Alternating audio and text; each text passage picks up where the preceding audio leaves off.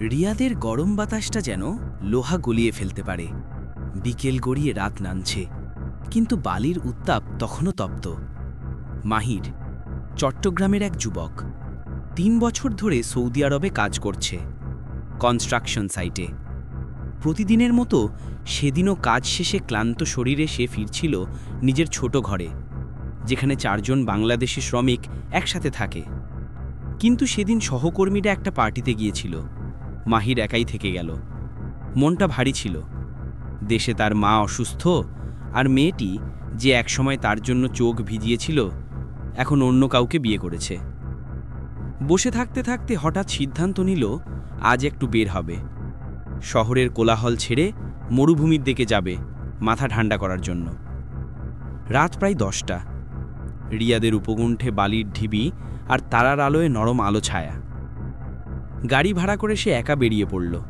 বাতাসে বালির গন্ধ আর গাড়ির জানালায় লেগে থাকা উষ্ণ ধুলো যেন এক অচেনা রহস্যে ভরপুর। এক পর্যায়ে সে গাড়ি থামিয়ে নামল। চাঁদের আলোয় মরুভূমি যেন এক রূপকথার জগৎ। দূরে দূরে কিছু তাঁবু দেখা যাচ্ছিল, সম্ভবত বেদুইনদের বসতি। মাহির হাঁটতে হাঁটতে সেই দিকেই গেল। তাঁবুগুলোর কাছে পৌঁছে অবাক হয়ে গেল। সেখানে বসেছিল ৫ জন আরব মেয়ে, বয়সে হয়তো ১৮ থেকে ২৫-এর মধ্যে। কালো আবায়া, কিন্তু মুখে নরম আলো, চোখে গভীর রহস্য। তাদের হাসির শব্দ মরুভূমির নীরবতাকে কেটে ফেলছিল।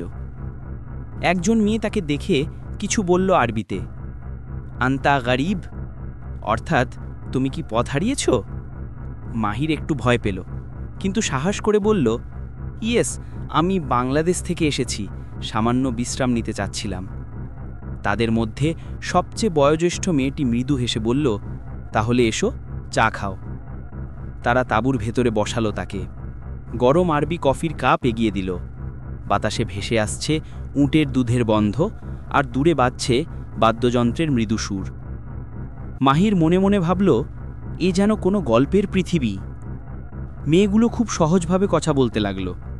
তারা সবাই কোনো এক বেদুইন পরিবারের সদস্য, কিন্তু আজ তাদের পরিবারের পুরুষেরা দূরে গেছে বাজারে। রাতটা তারা একাই কাটাচ্ছে, তাই অতিথি পেয়ে খুশি হয়েছে। কিন্তু মাহিরের ভেতরে একটা অদ্ভুত অস্বস্তি।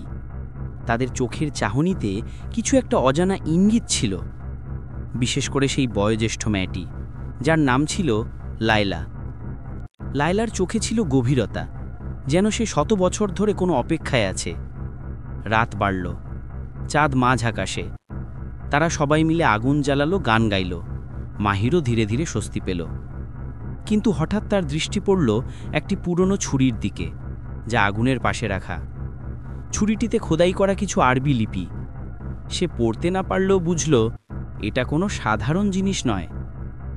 এটা কিসের ছুরি? সে জিজ্ঞেস করল। লায়লা একটু থেমে বলল, এটা আমাদের পরিবারের গোপন উত্তরাধিকার। আজকের রাত আমাদের জন্য বিশেষ। রাত প্রায় 2টো। বাতাস ভারী হয়ে উঠছে। এক এক করে 4 জন মেয়ে তাঁবুর বাইরে চলে গেল। ভেতরে রইল শুধু লায়লা আর মাহির। লায়লা মৃদুস্বরে বলল, তুমি জানো কেন আমরা তোমাকে এখানে থামালাম? মাহির অবাক হয়ে তাকালো। না, কেন? লায়লার কণ্ঠ ঠান্ডা কিন্তু গভীর। আজ আমাদের পূর্ণিমার রাত। এক বিদেশি পুরুষ যদি এই রাতে আমাদের তাঁবুতে প্রবেশ করে, তাহলে আমাদের প্রাচীন অভিশাপ মুক্ত হয়। মাহিরের বুক ধকধক করছে। অভিশাপ? লায়লা ধীরে ধীরে তার মুখের ঘোমটা সরালো। তার মুখ নিঃশব্দ সৌন্দর্যে ঝলমল করছে, কিন্তু চোখে যেন অন্য জগতের ছায়া। তুমি ভয় পেও না, তুমি শুধু রাতটা এখানেই থাকো। মাহির চুপ। বাইরে বাতাসের শব্দ, উটের ঘণ্টা আর দূরে হায়নার বাক মিলেমিশে এক অদ্ভুত সুর তুলেছে।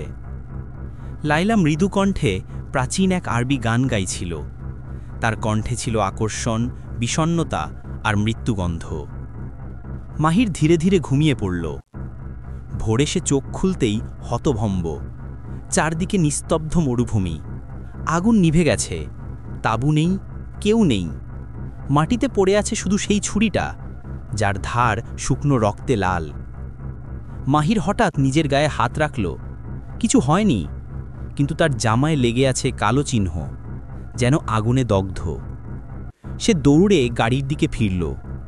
গাড়ি স্টার্ট দিচ্ছে না। বালির মধ্যে কোথা থেকে ভেসে আসছে মেয়েদের হাসির আওয়াজ, হালকা, দূর, কিন্তু স্পষ্ট। সেদিনের পর থেকে মাহির বদলে গেল। দিনে কাজ করে, রাতে ঘুমোতে পারে না। প্রতি পূর্ণিমার রাতে সে দেখে জানালার বাইরে এক মেয়ের ছায়া দাঁড়িয়ে থাকে। একদিন সাহস করে সে এক স্থানীয় আরব বন্ধুকে পুরো ঘটনা বলল। বন্ধু চুপ করে থাকল, তারপর বলল, তুমি সেই জায়গায় গিয়েছিলে? ওটা ওয়াদি আল মৌত, মৃতদের উপত্যকা।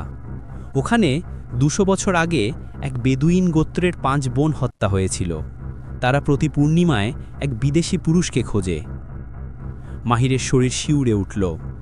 তাহলে আমি? বন্ধুটি গম্ভীর স্বরে বলল, তুমি বেঁচে আছো মানেই তারা তোমাকে বেছে নিয়েছে। এরপর কয়েক মাস কেটে গেল। মাহির নিজের দেশে ফেরার সিদ্ধান্ত নিল। ফ্লাইটের আগের রাত, পূর্ণিমা। সে ঘুমোতে পারছিল না। হঠাৎ দরজায় হালকা টোকা পড়ল। দরজা খুলে তাকাতেই সামনে দাঁড়িয়ে লায়লা, আগের মতোই কালো আবায়ায়, কিন্তু তার চোখে ভয়ঙ্কর দীপ্তি। তুমি প্রতিশ্রুতি ভেঙেছ, সে বলল। আমরা তোমার জীবন চাইনি, শুধু উপস্থিতি। কিন্তু তুমি চলে যাচ্ছ। মাহির পিছিয়ে গেল, কণ্ঠ শুকিয়ে গেল। তুমি মানুষ নও। না, আমি তোমার ছায়া। এরপর অন্ধকারে ভরে গেল। যখন আলো ফিরে এলো, মাহির নিথর, তার গলায় সেই পুরনো ছুরির দাগ।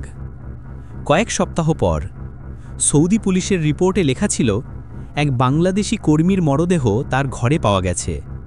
পাশে একটা পুরনো আরবি ছুরি আর দেয়ালে খোদাই করা 5টি নাম। নামগুলো ছিল লায়লা, রিম, সালমা, নূরা, ফাতিমা। মরুভূমির রাত এখনও নিস্তব্ধ, আর পূর্ণিমার আলোয় মাঝে মাঝে ভেসে আসে নারী কণ্ঠের মৃদু হাসি, যেন তারা নতুন অতিথির অপেক্ষায় আছে।